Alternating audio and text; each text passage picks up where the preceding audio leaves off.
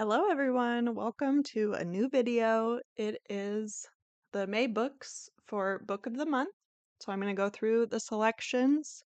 I'm very excited. There are 6 books, which I feel like is one more than normal maybe, but let's get into it. So the first one is a thriller, The Man Made of Smoke by Alex North. He is a repeat author. I guess there's already 2 books maybe. So, quick take. A son follows in his father's footsteps to unmask a serial killer in this eerie, spine-tingling thriller. Ooh, I really like the cover as well. I like that the font, like the text goes in and out, like it's covered in smoke. I don't know. I think that's like, the rip kind of looks like a trail of smoke. I think that's really like clever and cool. Okay, so psychological, of course. Nonlinear timeline, okay. Multiple viewpoints and creepy. Sometimes I feel like the nonlinear as well as multiple viewpoints can get a little confusing, but let's see what it has. So the synopsis: Dan Garvey's life has been haunted by the crime he witnessed as a child, narrowly escaping an encounter with a notorious serial killer. Oh, wow, so his own, okay. He has dedicated his life since to becoming a criminal profiler, eager to seek justice for innocent victims. Did they find the serial killer? So when his father passes away under suspicious circumstances, Dan revisits his small island community, determined to uncover the truth about his death. Is it possible that the monster he remembers from his childhood nightmares has returned after all these years? Okay, so I would say that they have not found that serial killer. That would be crazy. I would be constantly worrying, like, that he would come back. So, this book does contain mentions of the death of a child. So, okay, yeah, The Whisper Man, which I did read that. I actually really liked that. And The Shadows, which I did not read that. The Whisper Man was really good. So I might get this. I really like the cover too. It's so simple, but so effective. Next option, Home of the American Circus, contemporary fiction by Allison Larkin, also a repeat author. They like doing repeat authors a lot. Quick take. After returning to her upstate hometown, a woman faces old lovers and an estranged family, but is it too late for change? Emotional, family drama, slow build, and non-linear timeline. I don't know if I like the emotional. Again, nonlinear timeline too. Slow build to me, plus emotional and a contemporary fiction. I guess that's better than literary fiction. To me, it seems maybe it could be boring, but. After an emergency leaves her short on rent, 30-year-old Freya Arnolds bails on her lackluster life as bartender in Maine and returns to her suburban hometown of Somers, New York, to live in the house she inherited from her estranged parents. Despite attempts to lay low, Freya encounters childhood friends, familial enemies, and old flames, as well as her 15-year-old niece, Aubrey, who is secretly living in the derelict home. Oh, wow. As they reconnect, Freya and Aubrey lean on each other, working to restore the house and come to terms with the devastating events that pulled them apart years ago. Oh my gosh, to not talk to your niece, like, at all and not know that she's living in this home, that seems, like, really crazy. Content warnings. This book contains mentions of sexual assault, suicide, and suicidal ideation. That does sound heavy. Oh, here's the other book, was The People We Keep. I did not read that one. I do like the cover of this too. It looks like fun, even though it seems very hard book to read. But next is a contemporary fiction, The Names by Florence Knapp, which is a debut. Oh, I like the cover of this too. With the flower going through it, through the E. Oh my gosh. I don't know why. I really like the cover. So quick take, a devastating and spellbinding story about all the paths we don't go down and the alternate futures they present. Ooh. Oh, sad though. Family drama. Oh, marriage issues and nonlinear timeline. Oh my gosh, the third one as a nonlinear timeline. I like the idea of like paths that you didn't take and then the future that could have had. I think about that like a lot in general, but I don't want it to be sad. So I'm not sure if I would like this, but let's see. Can a name change the course of a life? In the wake of a catastrophic storm, Cora sets off with her 9-year-old daughter Maya to register her son's birth. Her husband Gordon, a local doctor, respected in the community by a terrifying and controlling presence at home. Oh, but a terrifying and controlling presence at home. Sorry, I said that wrong. Intends for her to name the infant after him, of course. But when the registrar asks what she'd like to call the child, Cora hesitates. Yeah, you go, girl. Pick a different name. Spanning 35 years, wow, what follows are 3 alternate and alternating versions of Cora's and her young son's lives, shaped by her choice of name. Oh, wow. In richly layered prose, The Names explores the painful ripple effects of domestic abuse, the messy ties of family, and the possibilities of autonomy and healing. This book contains scenes depicting domestic abuse and sexual assault. I don't know, I really like that idea. Like, what's in a name? But could be everything. If she goes with Gordon, then she's just under his control still.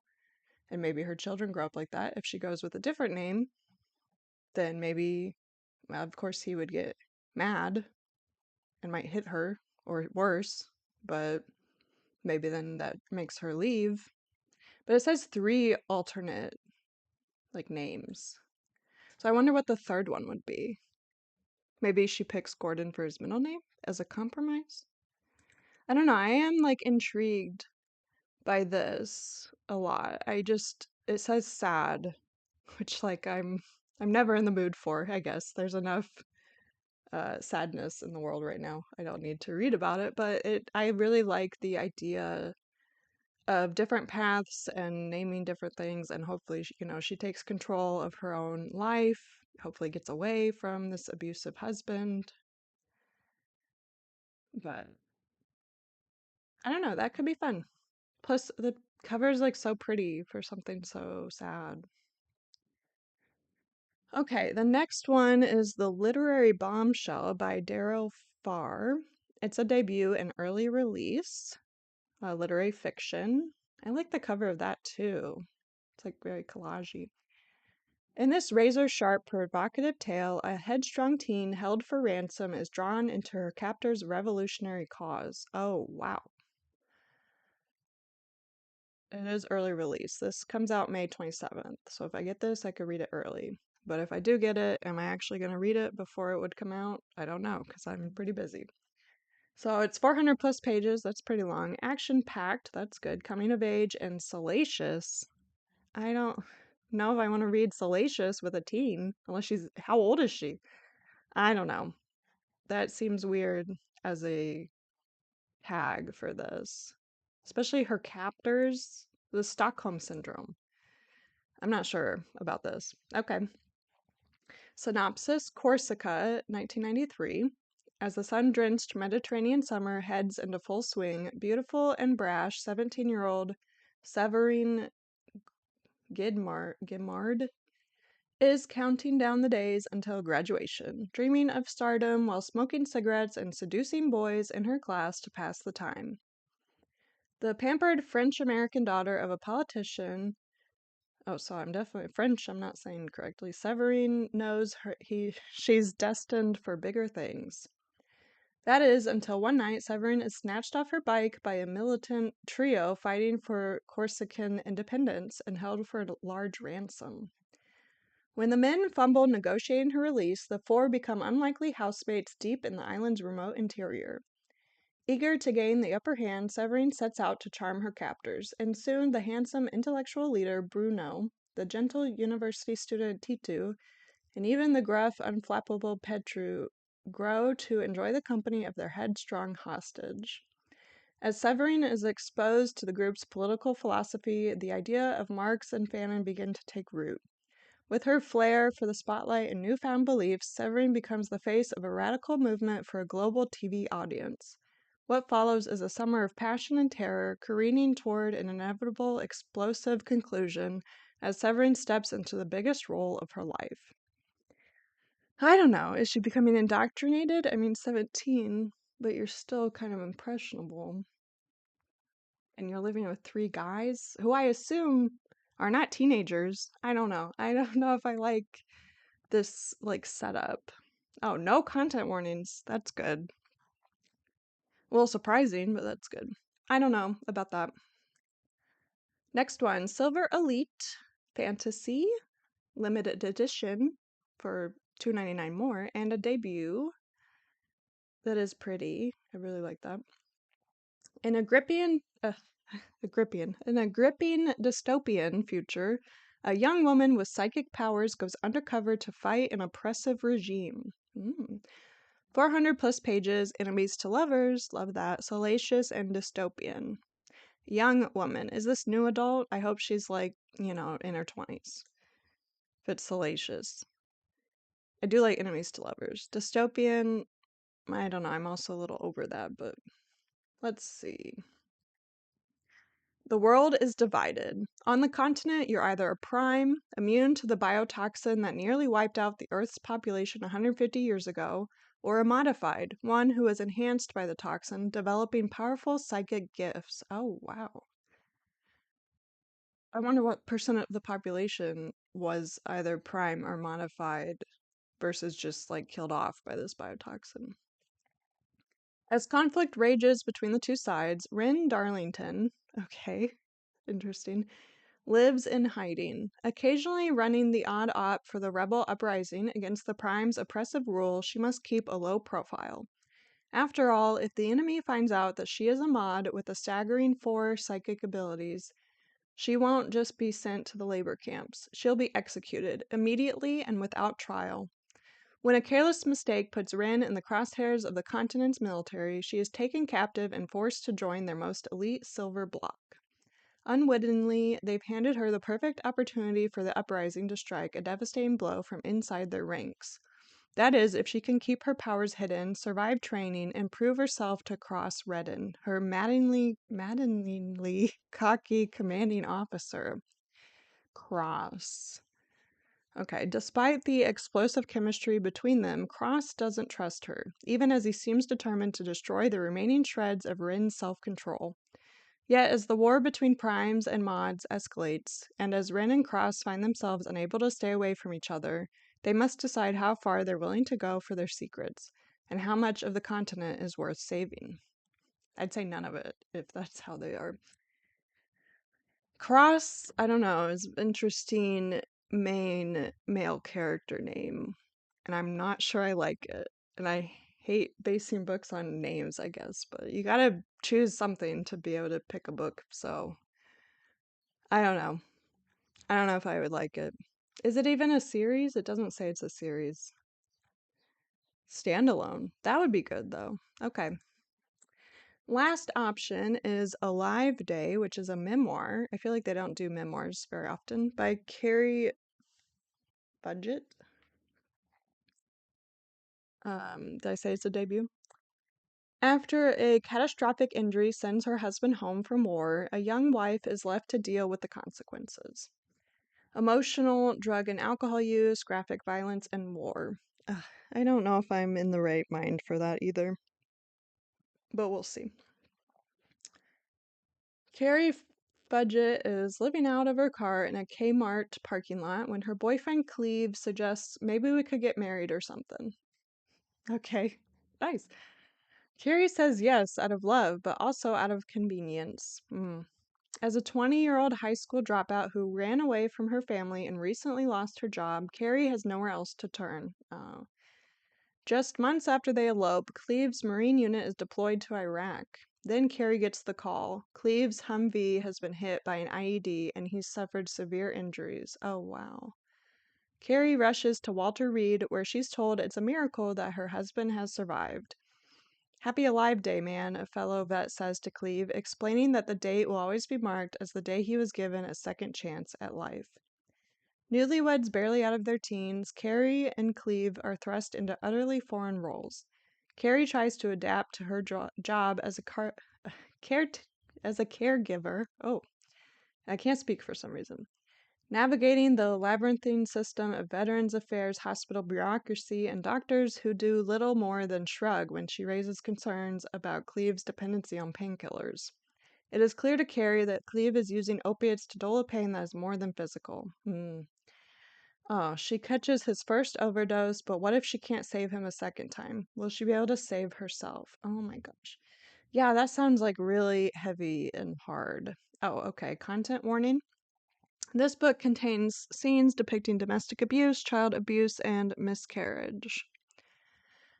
Yeah, it sounds like an interesting memoir, but I am not in the mood for something so heavy.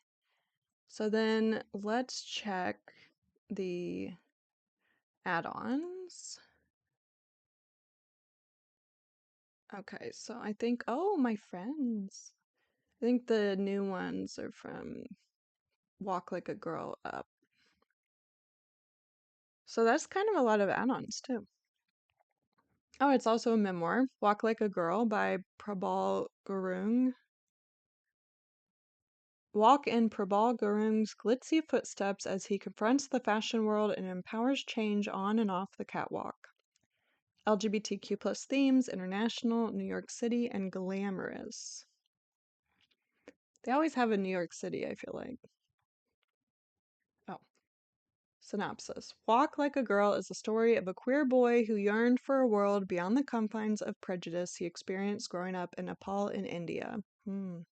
He came to New York, a hopeful immigrant lured by the siren song of the American dream, only to encounter pernicious discrimination as he rose within the glossy world of New York high society and high fashion. Yeah, I wonder when this was. Chronicling his rise to success as a fashion designer, Prabal reveals the inner workings of this beautiful, treacherous, rarefied world and what it takes to survive. With brutal honesty, Prabal takes us on a journey from Nepal to New York and from the harrowing experiences that shaped him to his aspiring, hard-won ascent to the designer he is today, dressing American icons like Oprah Winfrey, Michelle Obama, and Kamala Harris. Walk Like a Girl is also an ode to Prabal's mother, Durga Rana, whose unwavering love and support gave him the courage to be unapologetically himself. Oh, that's really nice. To understand that the things people wanted to shame out of him were paradoxically his superpowers. A defiant anthem for the soul, Walk Like a Girl is an invitation to rewrite your story, to shatter the mold into which society has tried to cast you. When we learn to embrace the power of vulnerability, the beauty of imperfection, and the infinite possibilities within each of us, we begin to see the extraordinary power within ourselves waiting to be unleashed. This book does contain scenes depicting sexual assault and mentions of domestic abuse and eating disorders.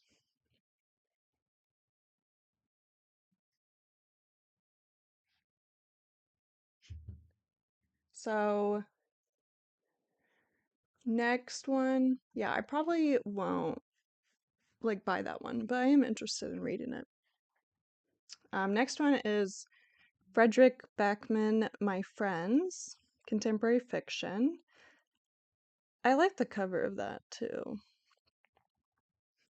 Art really can change your life in this glorious, heart-wrenching summer novel about growing up and growing apart.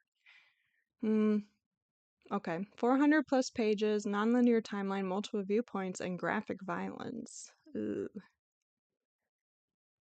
So it's like about teens, probably, right?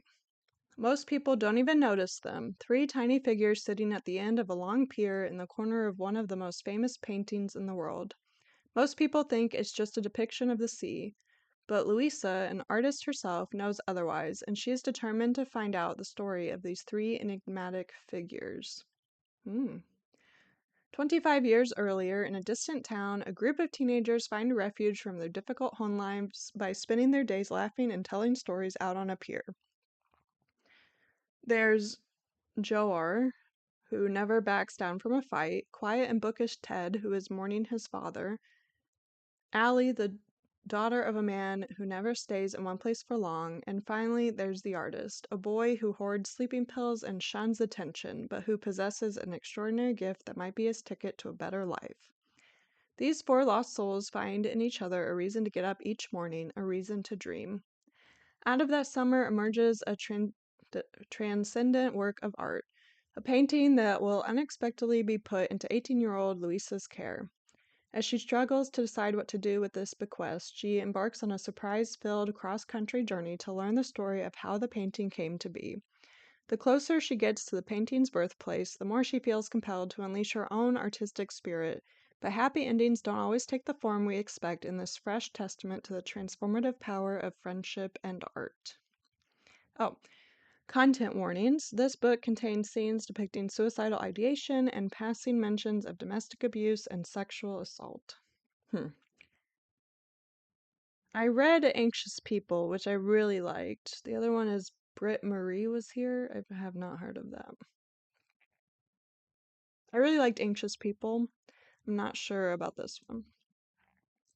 So next one is A Curse Carved in Bone, which is fantasy. So this is the second book of A Fate Inked in Blood. So I didn't read... Oh, and this is the final book, so it's just 2 books, final chapter.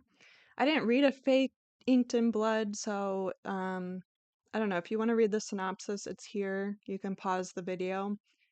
No content warnings, but I'm going to skip this one since I didn't read the first one, so I'm not going to get the second one. So the next book is I Regret Almost Everything by Keith McNally, which is a memoir. They have a lot of memoirs. I feel like they almost never have memoirs, and now they have like 3. So that's interesting. I don't know who this person is, though. I don't know who any of them are, I guess. The man who made New York City's downtown food scene what it is recounts his hard-earned path through the culinary world. Famous author, marriage issues, foodie, and New York City again.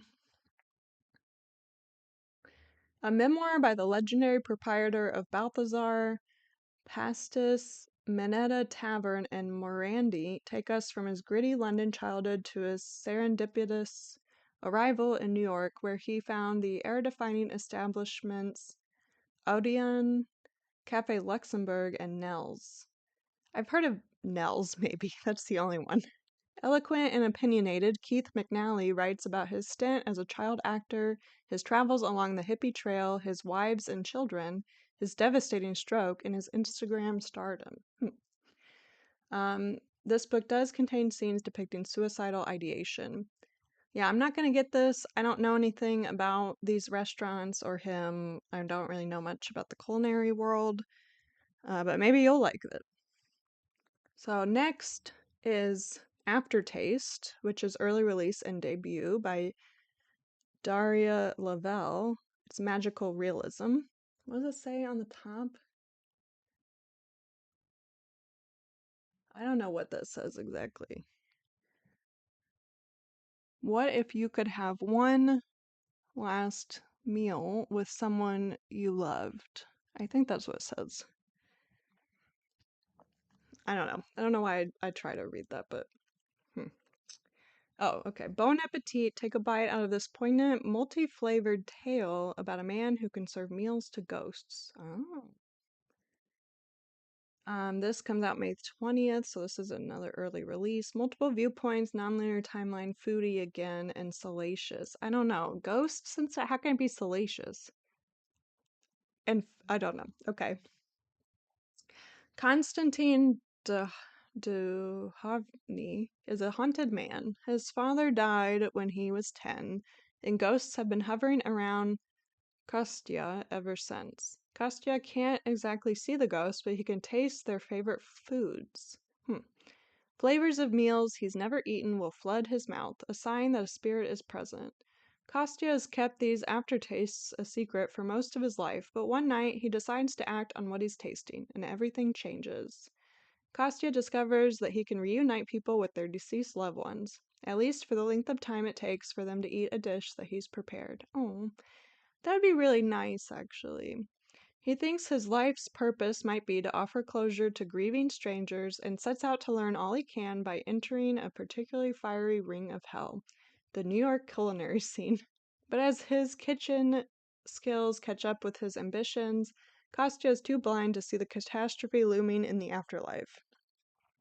And the one person who knows Kostya must be stopped also happens to be falling in love with him. Oh, content warnings. This book contains scenes depicting suicidal ideation, self-harm, and eating disorders. I don't know, that seems like a really clever, like, take on the afterlife and stuff. But I probably won't read that.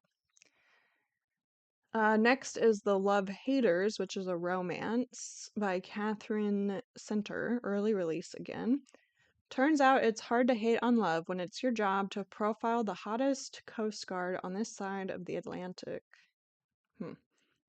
This comes out also the 20th. Inspirational light read, Enemies to Lovers, and Island. It's a thin line between love and love hating. Katie Vaughn has been burned by love in the past. Now she may be lighting her career on fire. She has two choices: wait to get laid off from her job as a video producer, or, at her coworker Cole's request, take a career-making gig profiling Tom Hutchison, a Coast Guard rescue swimmer in Key West. The catch? Katie's not exactly qualified. She can't swim, but fakes it that she can. Oh, wow. Plus, Cole is Hutch's brother, and they don't get along. Next stop, Paradise. But Paradise is messier than it seems. As Katie gets entangled with Hutch, the most scientifically good-looking man she's ever seen, but also a bit of a love hater, along with his colorful Aunt Rue and his rescued Great Dane, she gets trapped in a lie, or two. Swim lessons, helicopter flights, conga lines, drinking contests, hurricanes, and stolen kisses ensue, along with chances to tell the truth, to face old fears, and to be truly brave at last. This book contains scenes depicting eating disorders. I'm a little surprised by that. I don't know. I think maybe I'm a little romanced out a little bit. I don't know. It doesn't sound super interesting to me. I would maybe read it later, but I'm not going to buy it. I love this cover, though. Historical fantasy. Oh, I really like historical fantasy. The Amalfi Curse by Sarah Pinner. She wrote other stuff. In a seaside town where an ancient curse reigns, two women must use strength, wit, and magic to put a stop to it. Romance, multiple viewpoints, quest, action-packed. I do like a quest.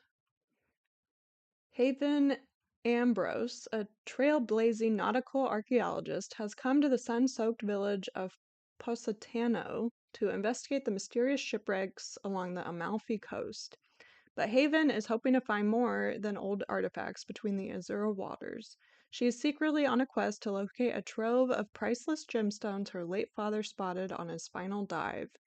Upon Haven's arrival, strange maelstroms and misfortunes start plaguing the town. Is it nature or something more sinister at work? As Haven searches for her father's sunken treasure, she begins to unearth a centuries-old tale of ancient sorcery and one woman's quest to save her lover and her village by using the legendary art of Stregaria, a magical ability to harness the ocean. Could this magic be behind Positano's latest calamities? Heaven must unravel the Amalfi curse before the region is destroyed forever. Content warnings. This book contains mentions of sexual assault, suicide, and suicidal ideation. I did not expect those content warnings from this. I love the cover. I don't know if I would buy that. I don't know. For the May books, I'm looking at The Man Made of Smoke. I think that could be really good. I might not buy it though. Maybe I would read it from the library. The names is really calling to me. So I think that's what I'm going to pick. But let me know what you're going to pick if you have Book of the Month. Do any of these seem interesting? Do any of the add-ons seem interesting to you? And if you don't have Book of the Month, let me know what other books you're excited to read for May. So hope everyone has a happy May. I know my May is going to be very busy with travel, and summer's almost here. but I'll talk to everyone again for the June books.